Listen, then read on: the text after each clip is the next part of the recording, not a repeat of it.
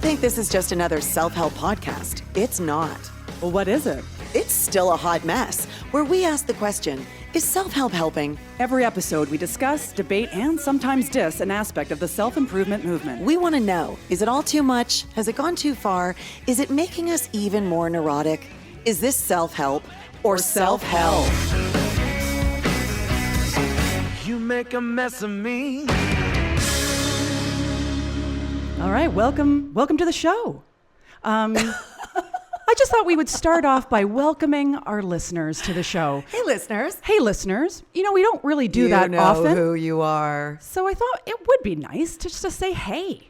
Okay. Thanks for listening. Usually we're just caught in mid-conversation. It's like someone just, pressed record and for some reason we're just in the middle of something. But today we're like launching.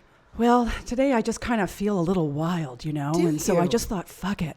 I'm going to just welcome those listeners. Nice. Yeah, I don't know. I'm just kind of inspired to just like do my own thing, live my truth. Oh, what's inspired you today? Oh, well, over the last couple weeks in preparation for today, I have been reading, and I believe you have been reading, one of the most popular, one of the most best-selling self-help books of 2020, and that is Untamed. Yes. Well, I love that did you just like assume that I was reading it? I was hoping you would at least, crack her open. You would hope, wouldn't you? Give it a scan. It's like, we're going to be talking about Glennon Doyle. Mm-hmm. Maybe you want to read her book. It is a long book, though. I'm going to say that I thought it was going to be a quicker read. Okay. I don't know how you are with reading. I'm a slow reader. It's not a tome. It's not a tome. It's actually like little bite-sized, almost like blog posts put into a book. It is. Which it could very well be. Exactly. No, it is. I mean, it is a lot of blog posts. And I think that's what you're talking about, is kind of volume in that way. Yeah, like little bite-sized. Like sometimes the chapters are only 1 or 2 pages long, but just, there's a shit ton of them. It really makes you realize anybody could write a book. Yeah, I mean, it just takes sitting there. It takes commitment. It does take something. Doing it, right? Yeah. I mean, this would have taken a while. Yeah, but if she was just reading self-help books, she probably wouldn't have had time to write one. Yeah. Yeah, you got to kind of put a lot away and just... I feel like she hasn't read self-help books. I feel like Glennon has lived her life, had experiences, paid attention, or at the very least had some epiphanies along the way, and then she wrote it down because, she's a writer. I think that's a very accurate observation. I've never heard her really quote anyone. There was no quote in this book of any other self-help Not author. One. I mean, maybe they don't like to shout out to one another because they're like, read me. I mean, she does mention Liz Gilbert in the book. But Liz Gilbert is everybody's friend. Oh, God. I would love top 5. Yeah. She's in my top 5 of you people guys I want to... at the very least, have a coffee at some point. God, I'm rooting for you. Thanks, buddy. So just about the author. Yeah. Glennon Doyle is the author of the #1 New York Times bestseller Love Warrior, which is an Oprah's book club selection. So it's got to be good. As well as the New York Times bestseller Carry On Warrior. Which I read, yeah. I like that one. Okay, so you have read now 2 of Glennon's books? Okay. Yeah. So she's an activist, a speaker, a thought leader, which I like. I think that's an interesting term. What makes one a thought leader? She's also the founder and president of Together Rising. It's an all women-led nonprofit organization that's revolutionized grassroots philanthropy, raising over $20 million for women, families, and children in crisis, with a most frequent donation of just $25. Yeah. So, yeah. Yeah, she's probably one of the more important voices of the last, few years, that's for sure. And she lives in Florida. Yeah, she lives in Florida. Florida. Good luck to you. Yeah. With her wife Godspeed. And 3 children. A little bit on Glennon that I think is absolutely relevant if you want to read her, because I think it's kind of her... It seems like it's her jam, is to talk about her love for her wife. Oh, yeah. And with that mention, I thought I would just kind of give like just a really quick synopsis of her personal story. Don't even just tell me, just do it. Okay, here we go. Glennon was married to Craig Melton from 2002 to 2016. Okay, so who's Craig? What's his deal? Yeah, he is a former model. Oh. Yeah. I've never seen a photo. To a hottie. I think she was. I've never Googled him. I don't know what a successful one? Yeah, I don't know too much about Craig. Google. What's his last name again? She goes on and on in the book about how he's a fabulous father. Good. But other than that, I don't know much She can't about talk Craig. about their sex life because she wasn't enjoying it. And it wasn't because of him. Okay, so around 2015, Craig admitted infidelity throughout their marriage, and they participated in counseling/therapy to save their marriage. And throughout this process, Glennon wrote Love Warrior, which was a memoir about the entire process of facing betrayal and the self-discovery that took place because of it. Okay. While Glennon was promoting Love Warrior, she was contemplating ending her marriage, calling it quits. Like, it was not working. She just didn't, as she says, the resentment was just too much. Every time he wanted to have sex, or whatever you want to call it, make love, she was just like, sexy time. That's right. Every time he wanted to get down and dirty, She was like, oh no.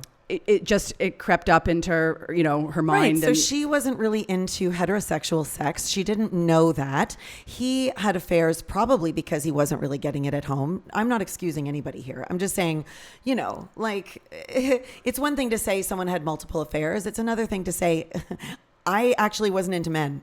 So maybe, this is why they are able to be friends afterwards, because they can both kind of look at it and go, She does talk in the book about suppressing feelings for women. Mm-hmm.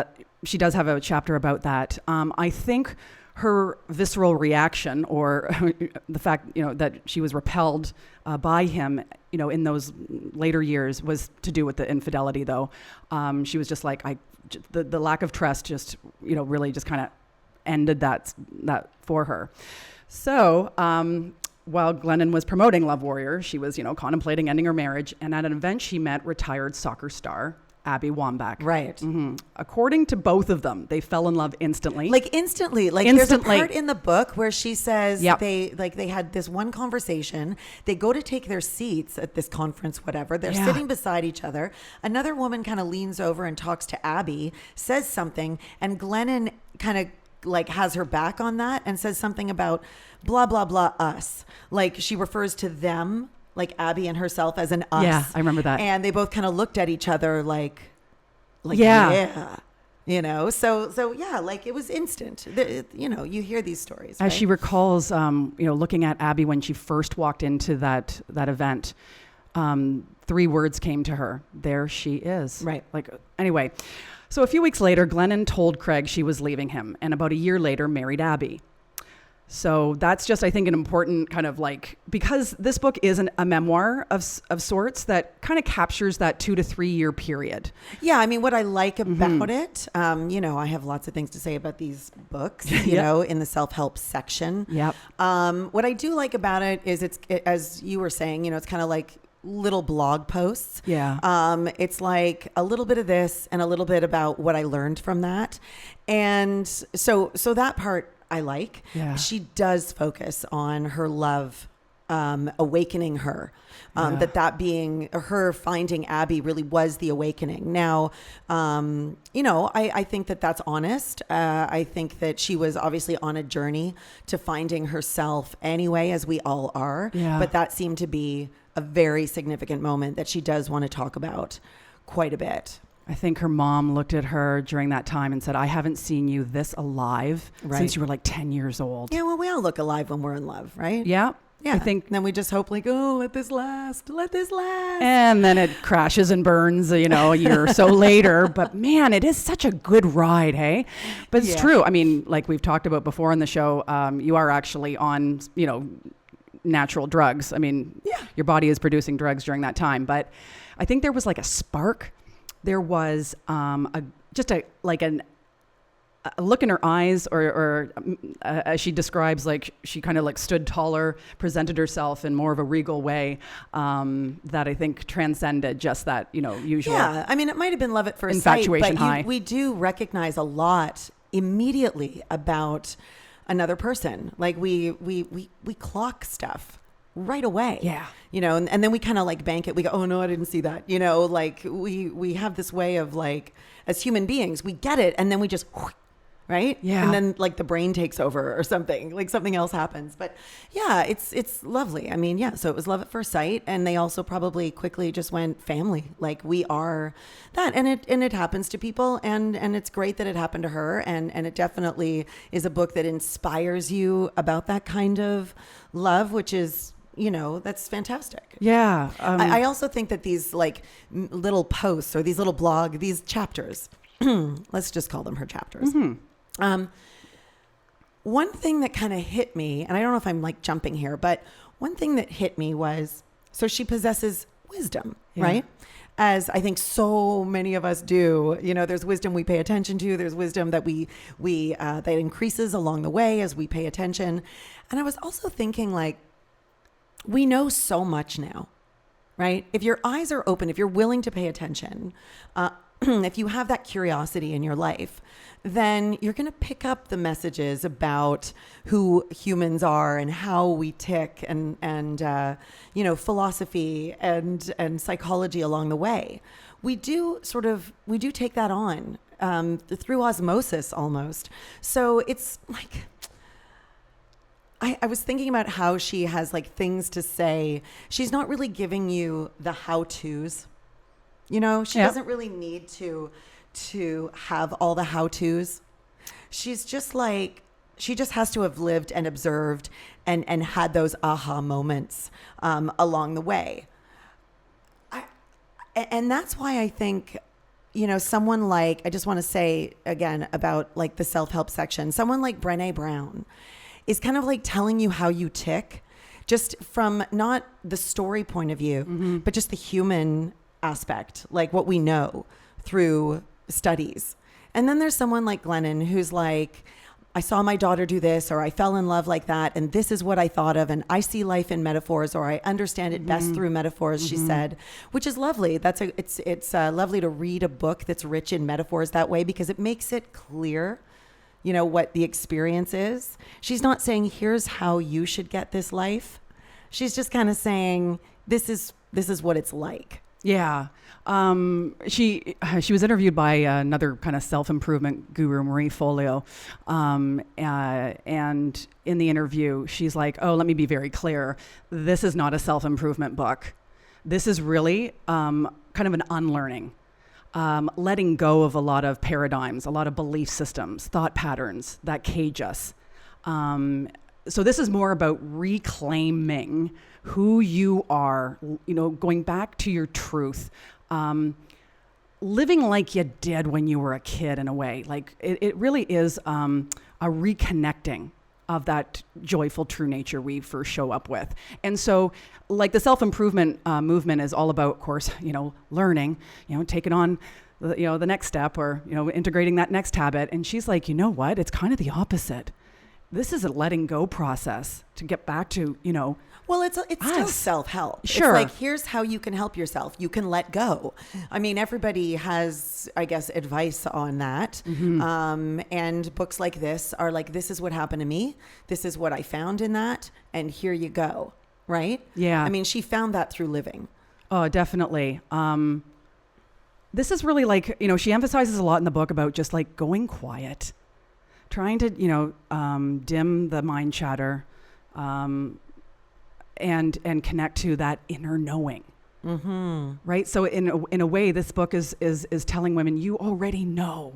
Right. You already know. And of course, it's her spin on it. It's her story. It's her anecdotes and like you said, metaphors. But yeah, in a way, there's nothing you have to do after this book. You just kind of got to get a little quieter and trust yourself. Yeah. I mean, she definitely emphasizes the authenticity. Yeah.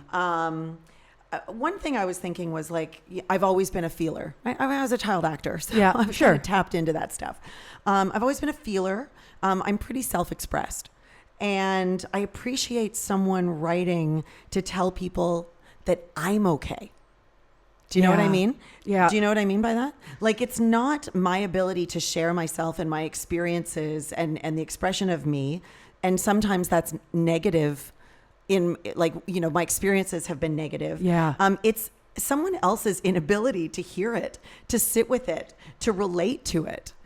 I've always been like, oh, geez, yeah, sorry. Like, I should just, put a cap on the fact that I understand and I'm aware of myself and these are my experiences, as opposed to like, hang on a sec, maybe you just can't sit with someone else's pain or joy or whatever it is. And it's empathy that allows me to sit with pain, my pain or someone else's pain. It's my tolerance that's made me extend myself further and be a good friend. Yeah. Right. So my lesson's been in not letting that go too far, recognizing, nobody will cross your boundaries unless you let them. Mm-hmm. And also some people just aren't there to do that. They're not.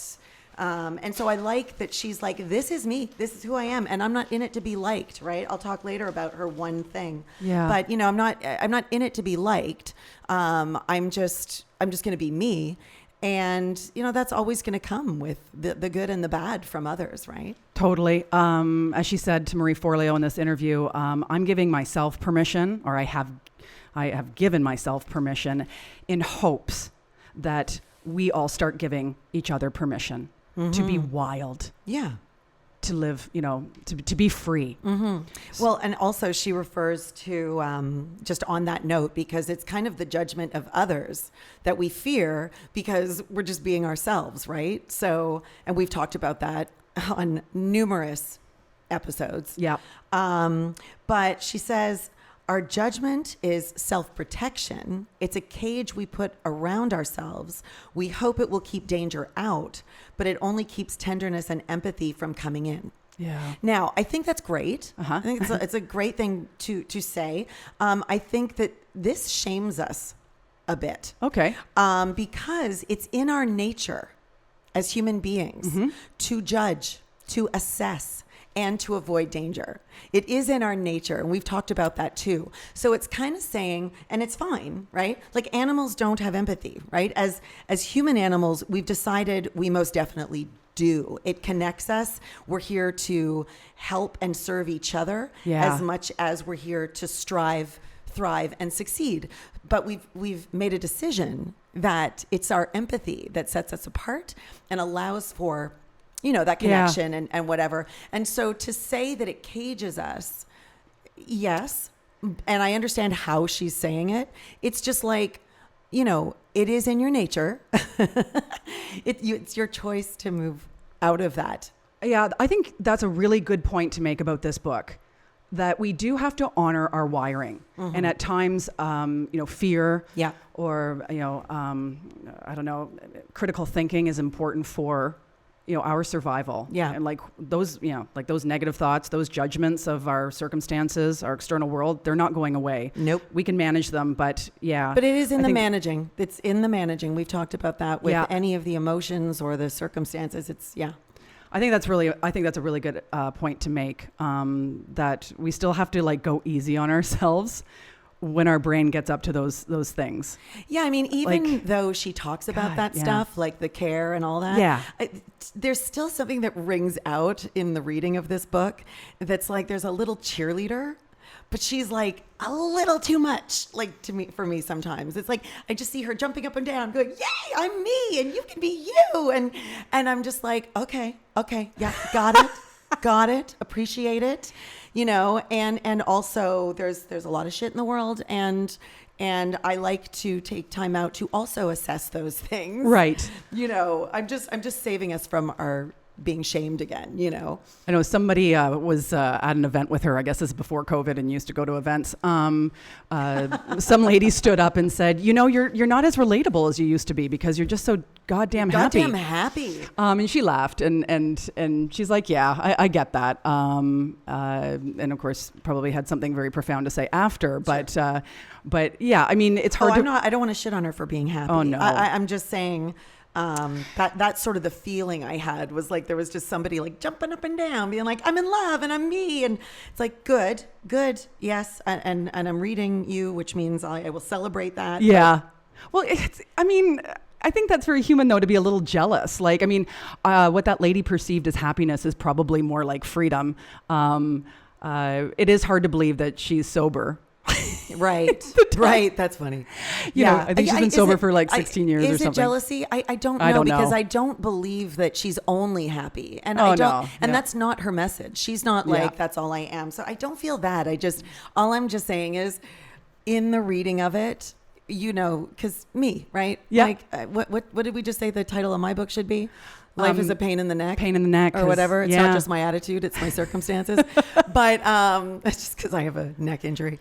So, I'm just saying, like, in the reading of it, that I just saw this little, like, Smurf jumping up and down. That's all. And it's great. It's great. She's very excitable. Yeah. That's probably a bit of the professional persona she puts on, too, right?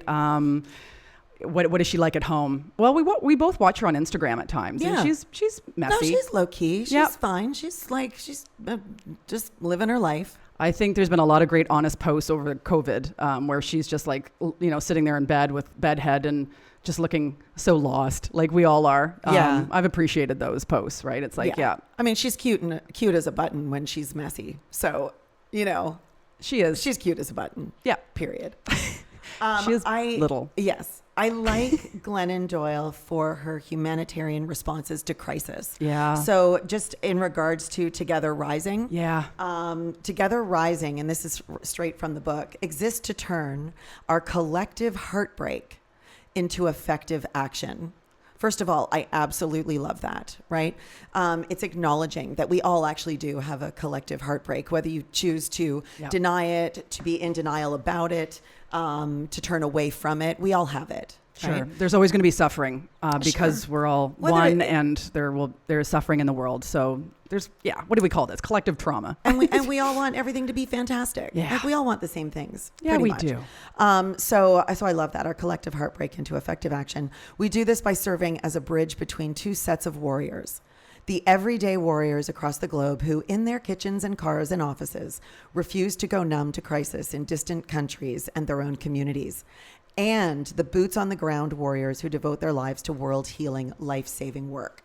So I really think that that's so worth mentioning in terms of what she's doing. I think her books are obviously, very effective, but I think that that's a great effort. Together Rising. Well, she's trying to solve or heal struggle or suffering by doing something. She's taking action. Yeah. She says we're not the ones doing it, but we're creating the groups who are, or we're putting people together who are. I don't care how you do it. It's great. It's more than what I'm doing right now. So. Well, we've made the comment a lot about how self-help and self-improvement can be very self-involved, and we just sit there and self-actualize with these books and these, meditation apps and the yoga and all the stuff, and that's wonderful. But like, at what point do we get out of our heads and help engage in healing through the doing, through community, through service, through action of any sort? Yeah. Like, we all have our own stuff in our lives that we need to have in order, right? And there's only so many hours in the day. Yep. Some people seem to have more than others. How is that? I don't know. But I think you just get up early. Oh, Rachel Hollis would tell you to get up early. Do we have to? So you did like this book more than Rachel Hollis's book, Girl, Wash Your Face? Neither one I read to entirety. That's okay. I just can't. There's a buzzing in my head that starts, like, those tree frogs or those things that start to go, when you're in the summertime, that starts to happen. Cicadas, and they're called? Oh yeah, they're not frogs. They're like big beetles or something. Yeah. Cicadas. Chiquita, señorita, let's go have a margarita. Oh boy. So yeah, that starts to happen inside my brain. So I have to ease up and get off the book. I will honestly tell you that she really had me for the first half or so. Yeah. Maybe the first 2/3. And then the little Smurf jumping up and down sort of started to get to. I just felt like, in a way, everything had been said to some degree that was enough. And then there was just a bit of not regurgitation. I don't think that's fair. It's not like she kept on saying the same things over and over again. I think maybe she was just providing different examples of the same things. I don't know. It just got a little like, okay, Glennon, I think there is repetition anyway, because I think that a lot of things overlap in our lives. So I don't mind that. I don't mind the repetition. And as I've said too, told you, as I say to my students, you're going to hear me repeat myself. And it's, you know, if you got it the first time, just sit back and, you know, give yourself a pat on the back. There's other people that need to hear it a few times to get it. So I don't mind that part. Yeah. And I think that she's an interesting enough writer with her metaphors, certainly, that, you know, that part didn't really bother me, but I hear what you're saying. The book's title, Untamed, is actually inspired by this trip to the zoo that Glennon took with Abby and the children. There was this show at the zoo called The Cheetah Run, which featured Tabitha the cheetah and a yellow Labrador named Minnie. And so the zookeeper explained that Minnie was raised alongside Tabitha to help tame her.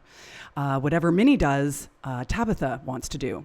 So the show involved this dirty pink stuffed bunny tied to the tailgate of a Jeep. And after Minnie chased it, Tabitha did the same, but like 1,000% faster, and was rewarded with like the steak. So Glennon follows the story by saying she didn't clap, she felt queasy because the taming of Tabitha felt familiar. And so, you know, these belief systems we have, the way that the world conditions us is that dirty pink bunny that, like we've been chasing. You know, I'm not talking about us personally, but you know, what's the dirty pink bunny in people's lives? The Energizer battery bunny? No? Yeah, think about the Energizer bunny. I don't know the dirty after a pink camping bunny, trip. I've got so many images. But you know, like what do we women chase to then be thought of or feel like a good, you know, a good girl or a good woman, a good wife? And what do men chase to be protective and a good man and all that stuff? Like, I mean, I was glad that she had some chapters and some references and some thoughts about men and about her son. I was glad to get to that part. So was I. Not to say that she has to do that. I mean, you know, she could write about women and nothing but women, and I'd be like, okay, that's totally her thing. But I did appreciate it because I have 2 sons and I am a fan of men. You know, so as much as women, I think everybody's got their challenges. Granted, they're not the same. I think it was so important that she pointed out that we're all conditioned. That's right. Like everybo's got their fairy tale. The guys have theirs too. For sure. So, right? They're always supposed to be, you know, strong and mighty and stoic. Yeah. And violent. Right. That kind of thing. So yeah, we're all chasing dirty pink bunnies. Like when we're like, oh my gosh, they just keep feeding us Cinderella and Snow White. It's like, yeah, but the guys were fed. Sure. Run, swoop in, take care of her, you know, be the hero. And like, there's messages everywhere. And I don't think we can be at odds with each other. You know, it's really just catching people up to where our collective psyche is going, or something along those lines. I do think when you tell me that cheetah story, it just made me think that life with Glennon everything would be very precious. Like all the time. Oh, the cheetah, you know, like, and that I love how she notices things, but I think every day would just be a bombardment of precious thought. And also probably just these like long pauses where she just stands there and looks like she's, you know, somewhere else far, far away, because she's like, this could be a book. Yeah. Right? Like at the very least, a little blog. Exactly. Yeah. How can I turn this into a message? Right. Yeah, I can imagine that her brain never stops. No. Really. I mean, yeah. No, I'm sure it doesn't. So talking about your authentic self, I'm just on page 200. Okay. And she says, I will never promise to be this way or that. I will only promise to show up as I am, wherever I am. That's it, and that's all. People will like me or not, but being liked is not my one thing. Integrity is. So I must live and tell my truth. Folks will come around or quit coming around. Either way, lovely. Anything or anyone I could lose by telling the truth was never mine anyway. I'm willing to lose anything that requires me to hide any part of myself, which is fantastic. Ooh. Yeah. And I love that. And I just want to remind people that that's her life, her set of circumstances, her journey made her show up, to choose to show up as is. And everyone has their own time to get their own one thing, not hers, whatever it is. And to celebrate Glennon for hers, but stay on your own journey to yours. Yeah, let's be very clear.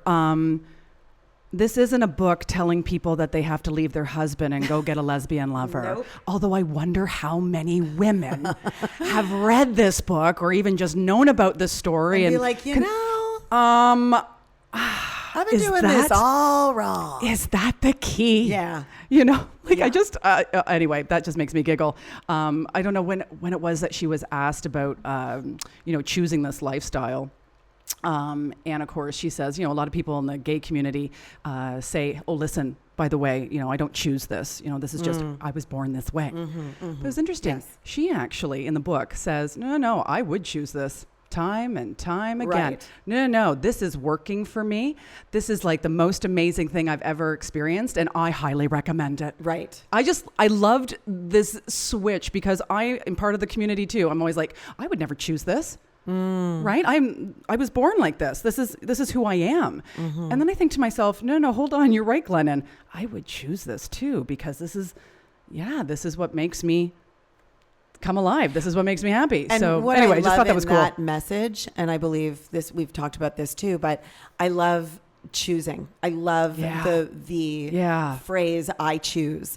Whether you're going through a bad situation or taking a look at your life, I think it's important to say, "I choose this," in order to have an acceptance of it, and you can also choose to change it, but not to live in the this sucks, I don't want it. Like you get buried under the I don't want it and the negativity of it, as opposed to whatever it is I choose. I'm choosing this right now. Yeah. I remember when self-help guru here in Canada, Danielle Laporte, I think she was like pouting and feeling just completely overwhelmed by her schedule. And then it dawned on her, hold on, I said yes to everything that Right. I am overwhelmed with or exhausted with. I just thought that was kind of a cool aha moment. It's like, oh, right, let's just check ourselves sometimes. I said yes to this. Yeah. Yeah. Okay. So yeah, there's no victim here. Right. I don't know. I really thought that was cool. Oh, And we're I- so good at being victims. So. And I sometimes remind myself, I mean, I haven't been busy since the middle of March. Who has really? But I remember kind of getting a bit pouty and whiny. I don't know, off to a speaking engagement. It's like, oh, girl, you said yes to this. Yeah. Nobody's making you Right.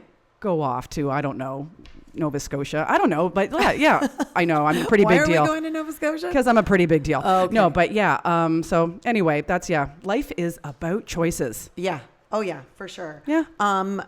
Choices. Something that I really liked was, I think she had some chapters Yeah. right in the middle of the book. Uh-huh. And I'm going to take you to them for a sec. Take me there, Fanson. Because I really feel like she does have some neat things to say about marriage, about children, about parenting. I love everything she says about parenting, by the way. Yeah, she's got some nice little insights, and she writes them really well.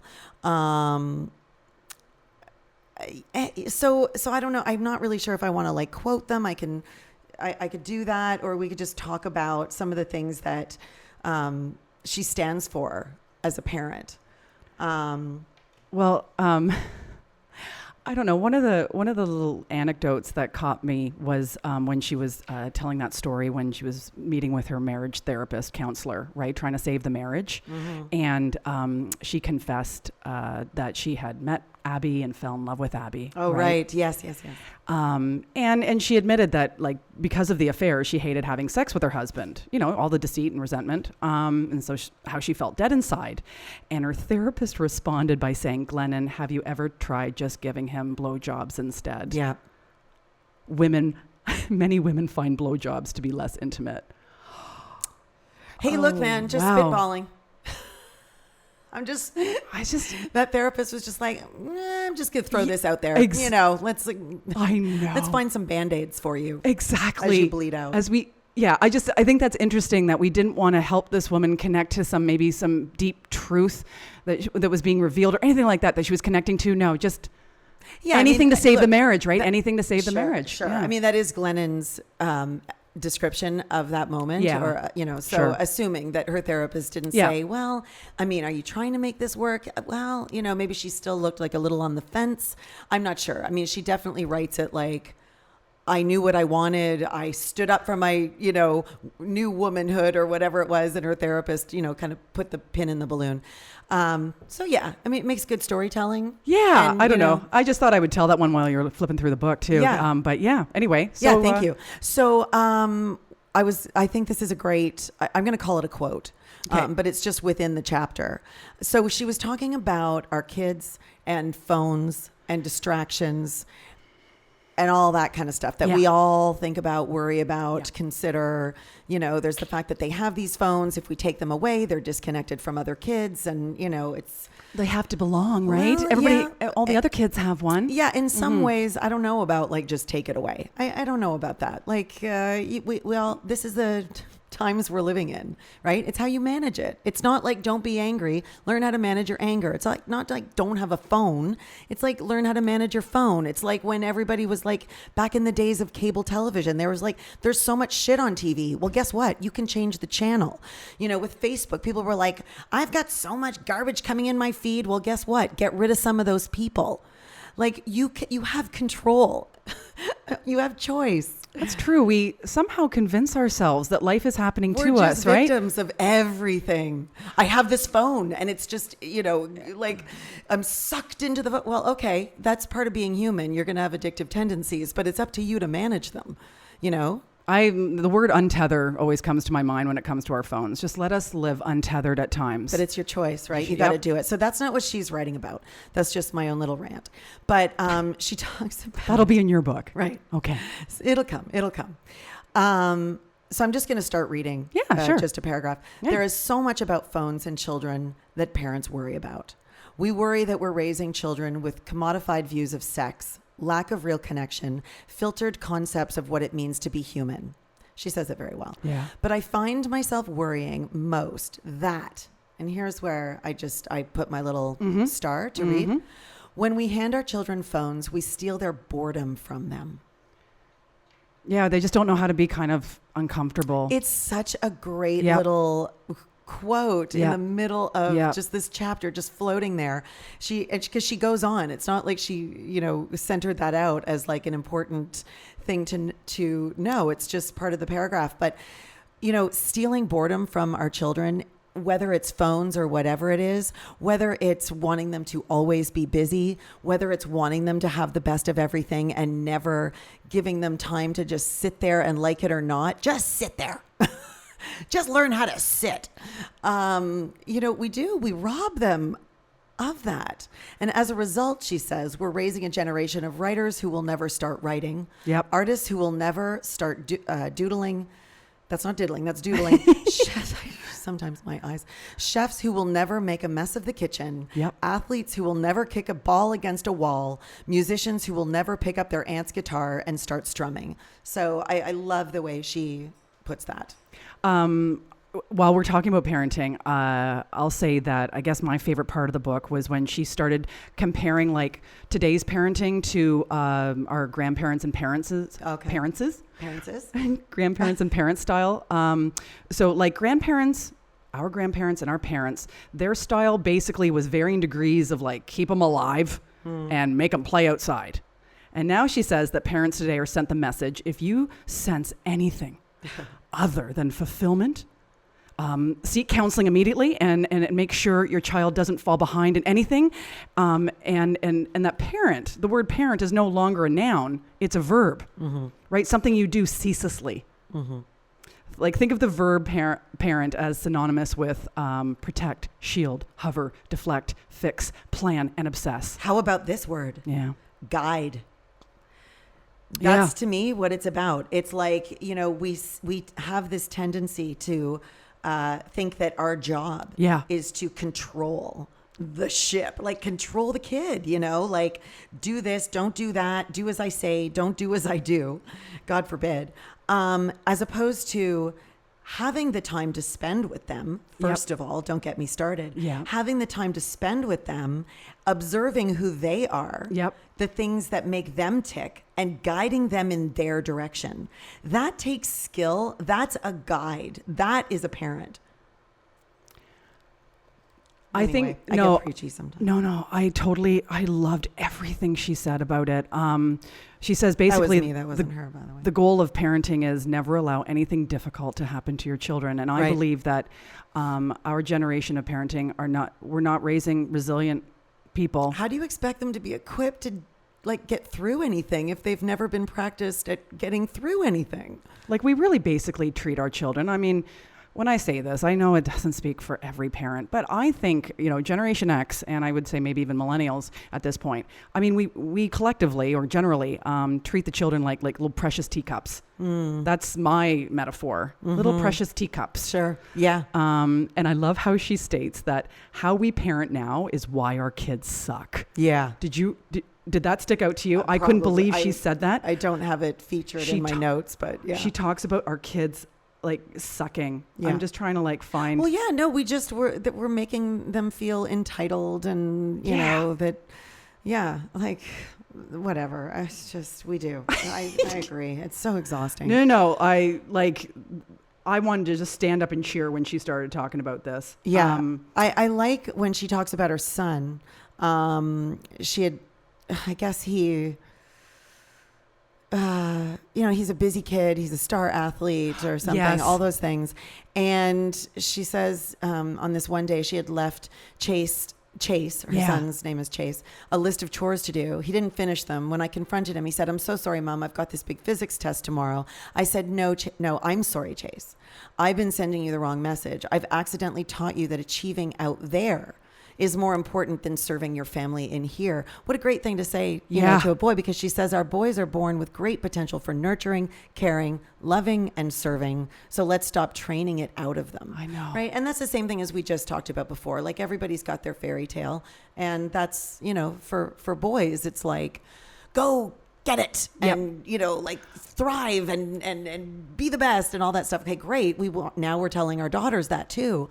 But also, like, there's work to do in here as well, because family actually, I think, still is important in society. Is it not? Is it okay? Are we allowed to still have family and strength in our family unit? Yeah, I think it's so important to teach your children to kind of like take care of the home, because that's how they're going to then function as adults and take care of their home and be a contributing part of whatever future family that they have. Yeah. I just thought it was really cool that, she talks about in the book that Abby actually flagged that for her. And I said, like, Abby's like, you're catering to Chase. We women of the house are doing everything. And then Chase is able to focus on his schoolwork and his athletics. And she's like, this is not cool. And then I thought it was cool that Glennon was open to making that change and going, oh my God, there's a bit of the conditioning right there. Yeah. I'm letting our boy off the hook because he's a boy. Yeah. Anyway. And some of those things are their unconscious biases, right? So if they're an unconscious that's a very bias, good way to put it. Yep. That means it's a blind spot. You got it. How do you know something you don't know? Mm-hmm. How can you recognize something that you can't see? Mm-hmm. Right? So that is something that we have to become very vigilant about, is like, where are my blind spots? Like, I would say reading this book was a big affirmation for me. Like, looking back, Glennon has pointed out how I have lived rather wildly in my life. I have been rather untamed throughout my entire life. Started in childhood, and I've kept it going ever since. I feel like you've spent a year trying to reel it in. Well, in good ways, right? Yes, of course. There's being wild in not so good ways. But anyway, so for me, I don't know about you, but I read a lot of this book going, thank you for the affirmation. You're cheering me on. Mm-hmm. I have lived a very authentic life. I don't people please very often. What I did get out of this book is realizing how we are still very much conditioned. Like, there are those still times where I'll think good, bad, right, wrong, should, shouldn't. Oh my God, the second we think we're not conditioned, if you're sitting there saying to yourself, well, I'm not conditioned, you're a problem. You are a problem. Yeah. Because you are conditioned. You have to look for those blind spots. I guess that was my big awakening, is just realizing how we are still in 2020, right? Like, here we are. And we just think we know so much. We just think we do. Oh, yeah, I know that. I know it. Like, no, you don't. Stop patting yourself on the back and go figure out what you don't know. It's a book about feminism, for sure. It is encouraging women, giving permission to women to live authentically, live their truth, follow their heart, stop people pleasing. But it's interesting that, feminism asks society to trust women. And I think Glennon is also saying, okay, but are we trusting ourselves? Right. Are we, putting away the shoulds and asking ourselves what is true and beautiful? Mm-hmm. I thought that was so profound when she put that in the book. Mm-hmm. Rather than asking, is this right or wrong? Is this good or bad? Is this true? And is it beautiful? Mm-hmm. Like, does it make you come alive? Mm-hmm. Does it light you up? Right. Again, it's really just about going a bit quieter and listening to that voice of the soul rather than getting caught up in that voice of the ego. I think it's a very spiritual book, actually. Yeah, I mean, I think that she's definitely, she's on side with women for sure. Oh yeah. And that's fantastic because we need that.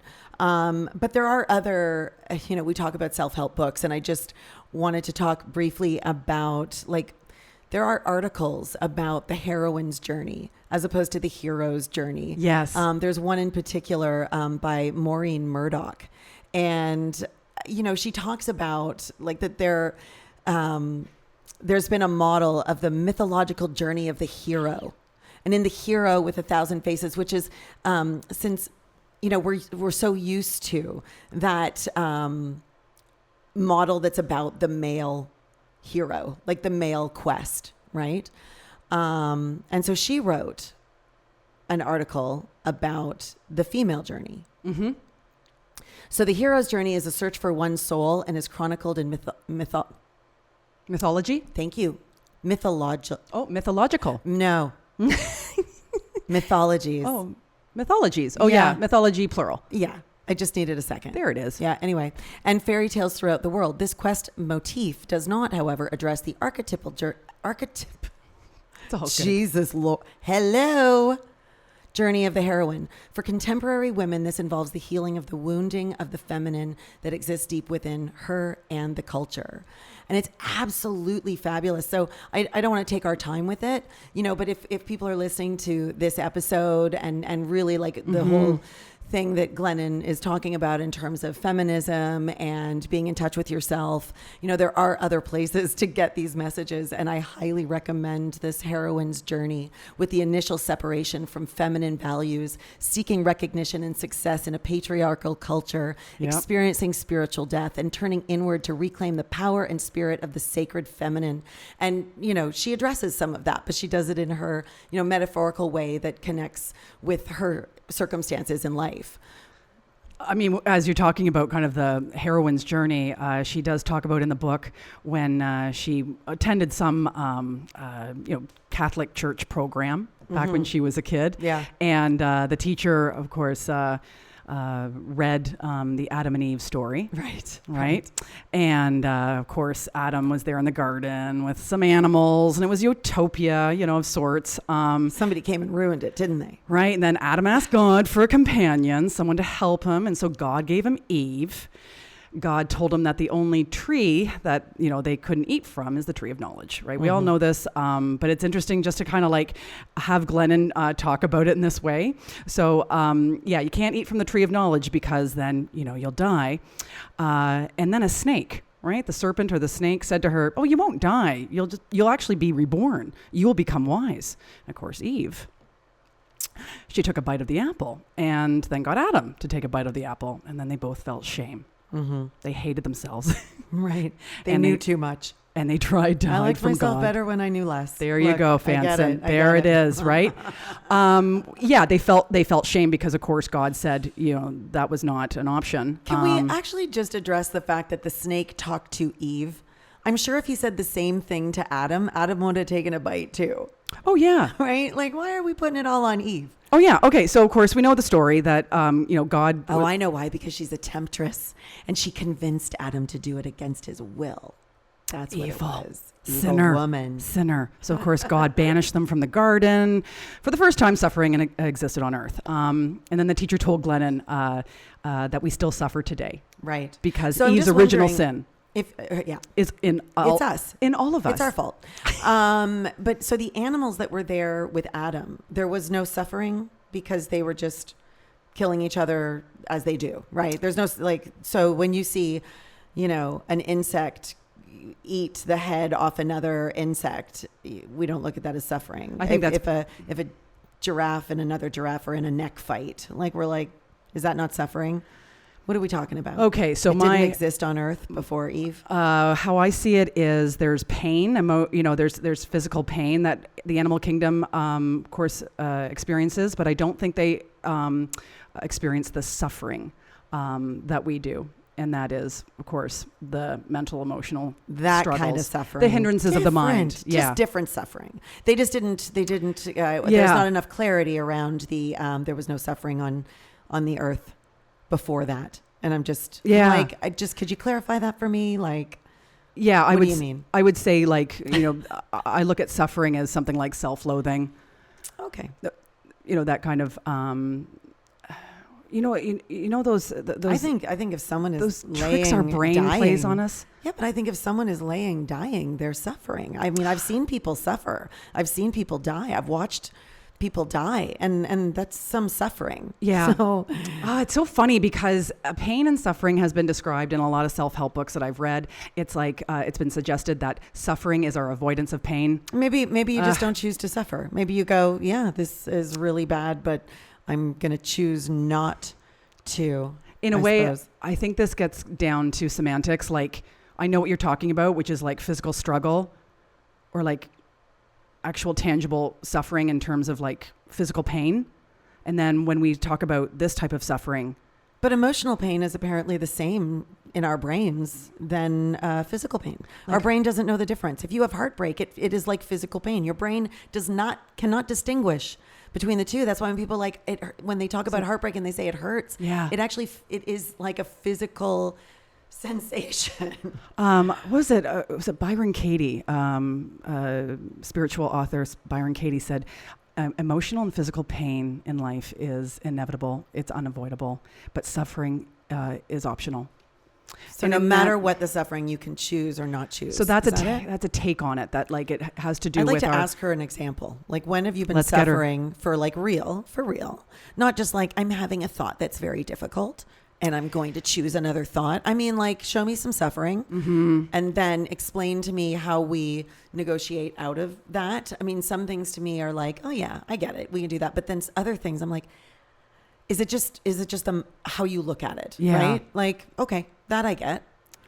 So, so what Glennon took from that, that church program is that wanting more instead of being grateful for what we have and doing what we want to do instead of what we should do, that is the original sin. Like, it's basically like wanting to know more, being curious, wanting to, stretch yourself and do something extraordinary that you've never done before. That is Eve's original sin. And so we are sinners if we do the same.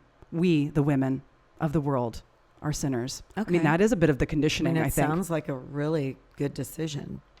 It does. What you're talking about there. So, funny enough, on a recent episode of Brene Brown's podcast, Unlocking Us, I love it. Anyway, she interviewed spiritual author Elizabeth Lesser about her new book, Cassandra Speaks, which is a lot like Untamed.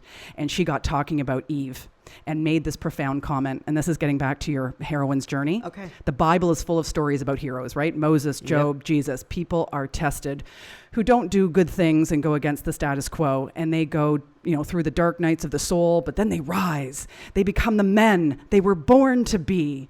And Eve is the only protagonist in the Bible who follows that longing to become wise, to leave her home, to find herself. And she is the only one who is punished for it. Yeah. She bears the sin of too much curiosity, too much desire, and nobody else is. And then she says on the podcast, I think of Eve as the first grown up. the first person in the Bible to seek her true self and to be tested. And if she had told that story, like if it had come from her, she would have told it as a hero's journey and would have returned home as a whole person. I was just like cheering. I'm sitting there because of course I'm reading Untamed, and I of course read that biblical part of Untamed, and I'm like, oh my God, I gotta share this on our episode. Right. It was just amazing that they both talked about the same thing. Yeah, I mean, look, depending on your culture, depending on what society you grew up in and what your conditioning is, certainly Catholicism and the like. Yeah. As a woman, if being at fault or being, somewhat less than doesn't live in every cell of your being, regardless of what you have somehow risen to accomplish, like it to me seems like impossible that it doesn't live there in some way, shape, or form. That shame of just like, being a woman. Yeah, it's just, I don't know. I'm not saying everybody lives with it. I'm just saying like that's been the message for generations. Mm-hmm. Yeah. And yet I think it's still profound to hear it again. Yeah. I mean, look at all the movies that we like love and adore, like Star Wars. Yeah. That's another one. Harry Potter. That's another one. Lord of the Rings. Yep. It's another one. None of those characters were women embarking on a quest to save the world. Wonder Woman. I was just thinking that too, and how I cried in the opening battle scene. I cried. Gal? I was like, what is wet on my face? And then I was like, I'm actually crying watching these women unapologetically go to battle. Gal Gadot. Jeez. Oh my God. Gal Gadot. Well, I think everybody would switch teams for her. Am I not right? I think we'd all go Glennon. You'd go Glenn. That's now going to be a phrase. Are you going Glennon? I'm going Glennon on this one, guys. I kissed a girl and I liked it. Anyway, I do like how in this book she does talk a lot about the importance of pain and the importance of the hard emotions. One of the criticisms we have of the self-help or self-improvement movement is that the easy emotions, or there's a judgment about emotions. There's the good ones and the bad ones, and God, do all you can to be happy. Yeah. Be ever positive. Do you remember before we even started this podcast, there was like, in one of our talks, till 3 a.m, I remember saying like, people who are positive all the time, like, I don't trust them. Mm-hmm. And I always, I remember saying that because I was like, I don't know what that says about me. I mean, you could interpret that like, what's wrong with Kelly? But I was like, I just don't trust it. If you can't drop down into the other stuff and it's always positive and you don't want to hear the whatever, I'm like, then there's something wrong. And then I discovered, and I think it might have been through the course of all of this, self-help talk, that it actually, you lack empathy if you're just always on that positive. Well, yeah, there's now kind of this term, toxic positivity, where people don't feel seen and heard because somebody's just shoving, the brighter side of life on them. Oh God, it drove me nuts. I was like, why do I feel like a bad person? Because those people freak me out. I can't relate to people who are positive all the time. I'm like, could you just be real with me for a little bit here? Can we just kind of drop the facade or the act? Yeah. I don't feel a connection to people who are like that. Mm-hmm. I don't know. I think that's what they're saying. You actually, the connection can only go so far, because as human beings, we actually do connect through our suffering, through our hardships. Yeah. We really, come to task for each other through those experiences. So yeah, I mean, then that connection is going to be limited if somebody's like always happy, always positive. Oh, let's like look at the silver lining. Like, yes, we need that. We need to be able to go, hold on a sec. Yeah. It's not doom and gloom. Yeah. And yes, for sure we need to do that. But there is a balance to it.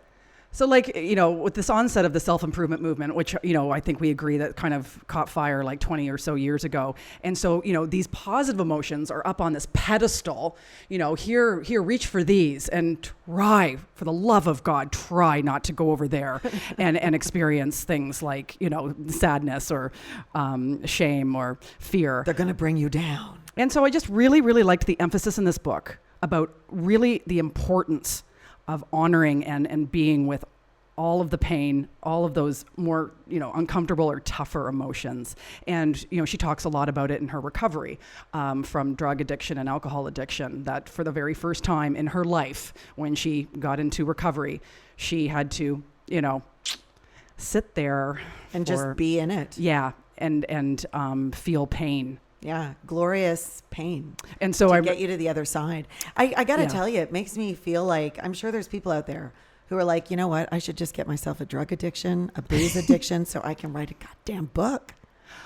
Well, I mean, I guess there's a point to that where if you don't know struggle, if you haven't been kind of somewhere in that rabbit hole. You don't need to have a drug addiction to No, of course struggle. not. But I think the only way you're going to be really, really inspired and of course motivated to do the work of writing a self-help book is to know what it's like to suffer. I think without suffering, I don't think you're going to be reaching for the light in any way. Like, no.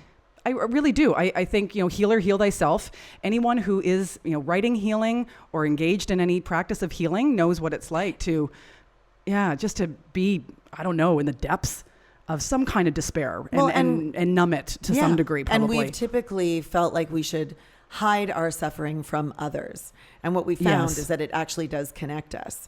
And we've been ashamed of our suffering. The things that put us into suffering are usually the things where we're like, I don't want anyone to know that. Yeah. And definitely there is a message through the self-help movement and not only the self-help movement, but just in the world today, I'm sure in the medical profession with mental health, mental illness, that we stigmatize those things. And that's where we get into trouble. We do have to be able to, recognize and talk about it.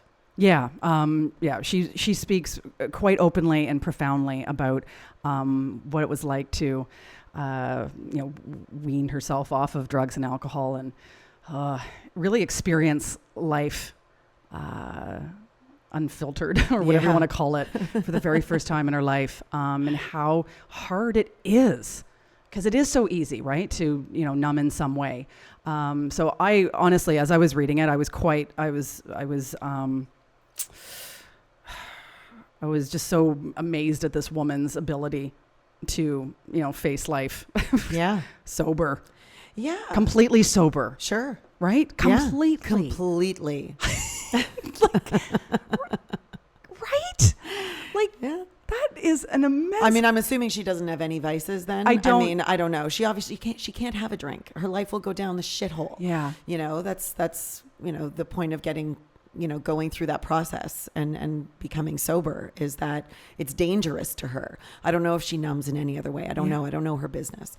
Online shopping, probably. Yeah. I mean, she talks about the things that she likes to indulge in, and that's great. I mean, look, it's all about managing. It's all about managing.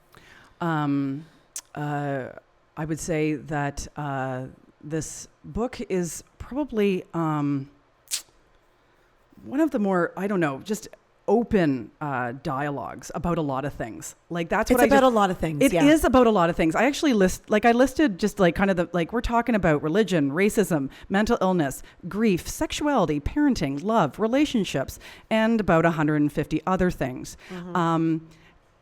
It's just, I don't know. It's like she's just ripping away all the bullshit a little bit and uncovering the truth of a lot of these situations, or challenging so many goddamn, beliefs we have about stuff. And I don't know. It was quite liberating at times. Like I said, it was a lot of affirmations for me, but I was also a little bit like, damn girl, preach.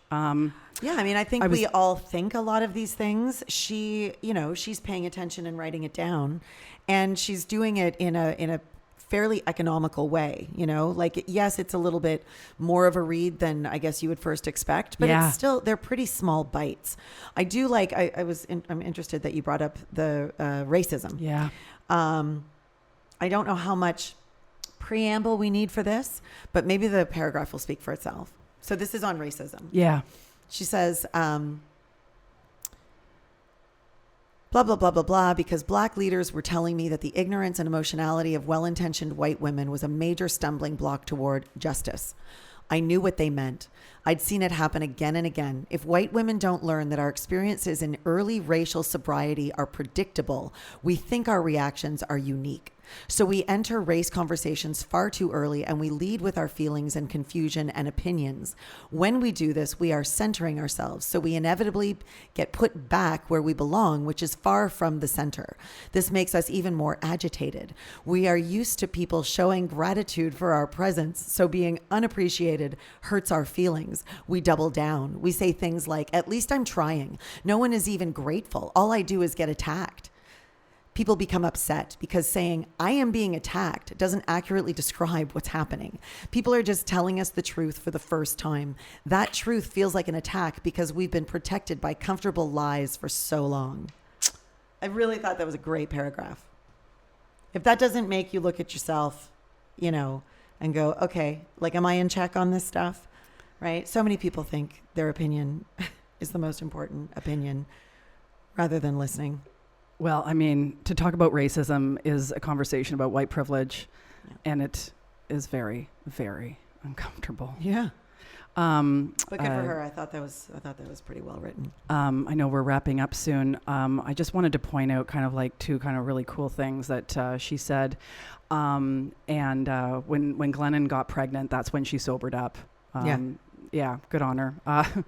And so I guess she was teaching at the time. And so she would see a sign hung in her colleague's classroom that said, we can do hard things, which became her like hourly life mantra, but you know, just to help her stay sober. Yeah. And so she says, it is my affirmation that living life on life's own absurd terms is hard.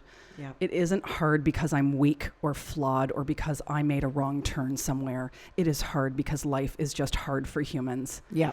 And I again wanted to stand up and cheer that sometimes I think we judge ourselves. We are so hard on ourselves because we carry around this notion, this conditioning that we should be doing so much better given our circumstances. And she's like, oh, no, hold on. You know, I know we like to encourage people to love their hot messiness, but it's like, you're not the hot mess. Life is really, really fucking messy. Right. I mean, we stand true to our title. Yeah. And we want everyone to love and accept their, hot, messy selves. But I just thought it was so cool to just kind of like really see that in black and white. That Mark Twain you're wrote, not the mess. Do something every day that you don't want to do. This is the golden rule for acquiring the habit of doing your duty without pain. I really love that. I really do. I really love that.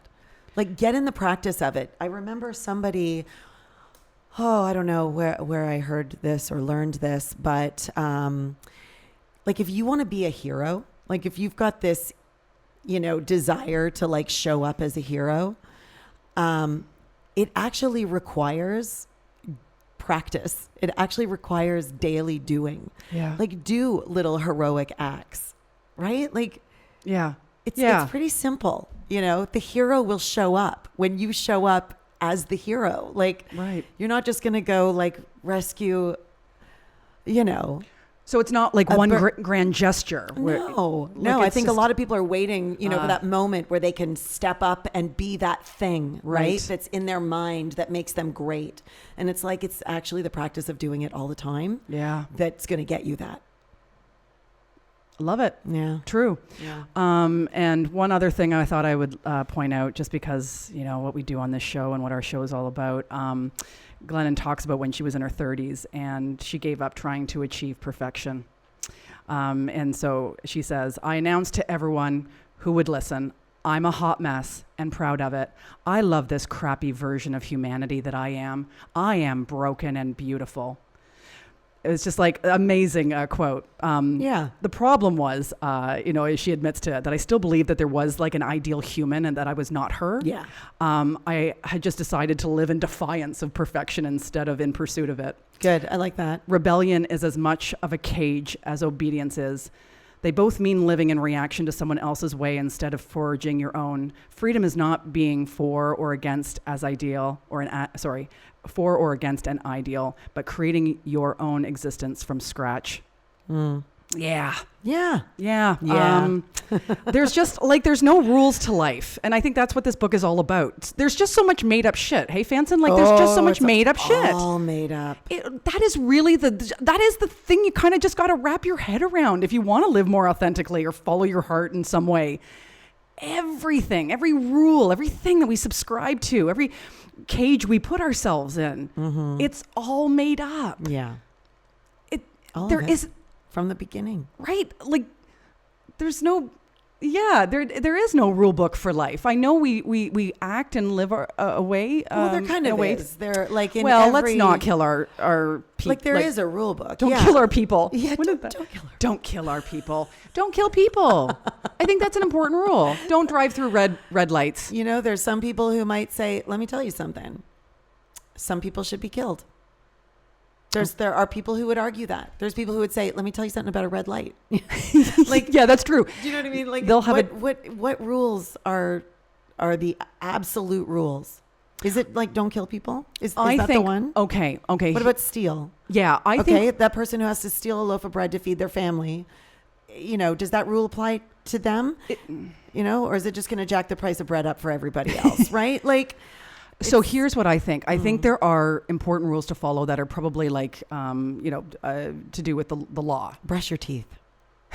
Floss. You don't want to, you don't floss and then you get halitosis. Consequences. But whatever, beyond what's in the law book, that thou shalt, that one.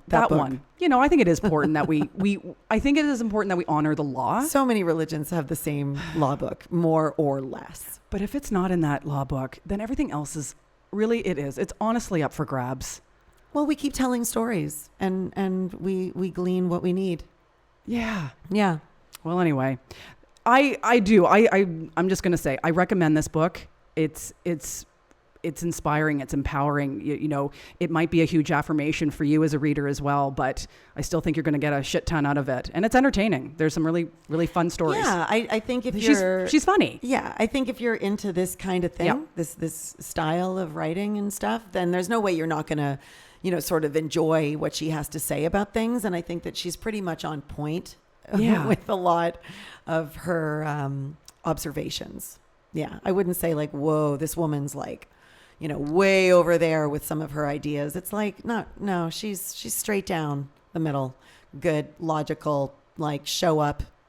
And I think she's a good writer, actually. I was impressed with her writing. There was a lot of she's really a nice writer. Yeah, there was some really moments where I was like, damn, that is a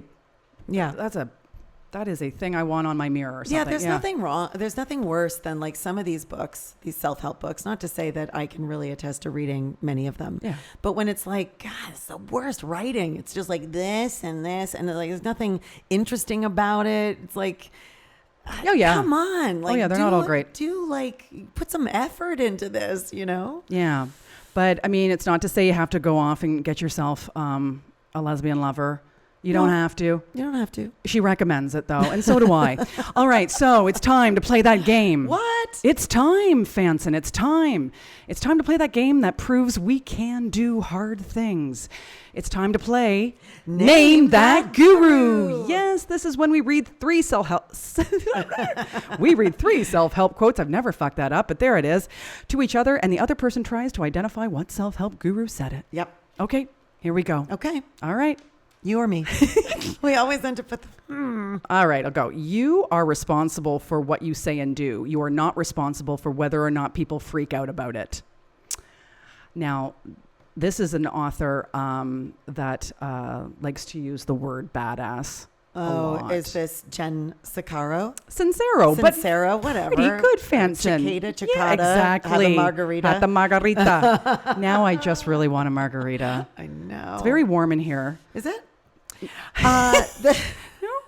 You ready? Yeah. The duty of youth is to challenge corruption. Like it. Yeah. I'm going to say Ralph Waldo Emerson. No, but I like him. Yeah, I just thought it might have been Ralph. No. Ralphie. No. Shall I tell you? Yeah. I don't know. No? Nah. Okay. He's in the 27 Club. What's the 27 Club? Oh, shit. Yeah. Oh. Kurt Cobain. Oh. What is One the of those artists, that died at 27. Oh, okay. Oh, there's a 27 Club. That's a I thing, mean, it's eh? maybe not the nicest way to say it. I didn't make that up, but I know. No. Like, okay.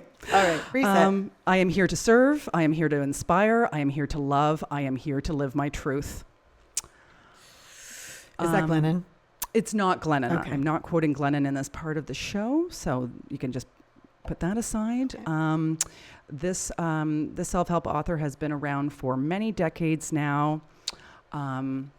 He loves yoga. He's quite scientific in his thinking and writing. I struggle very much to read him because he is so damn smart and speaks on a level that it challenges me. Oh, I told you once that he wrote a spiritual book about golf. Oh, geez. Really? Yeah. And that you would like it. East Indian. Jeez. Is it Very smart man, like very smart. He's a dude. It's a dude.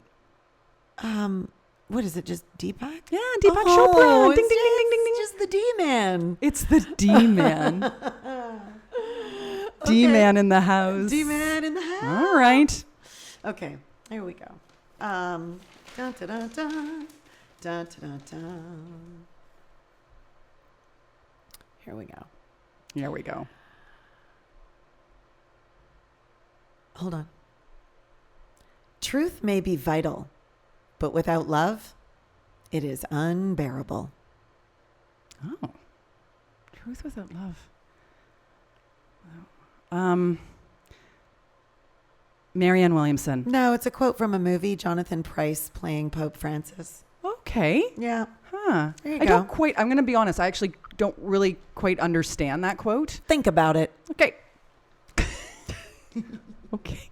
Oh, yeah. It's one to grow on. Yeah. Do you remember that show or that little thing on Saturday mornings? Okay. Yes. Here's the last one. The body hates untruth Ooh. and loves to tell the truth.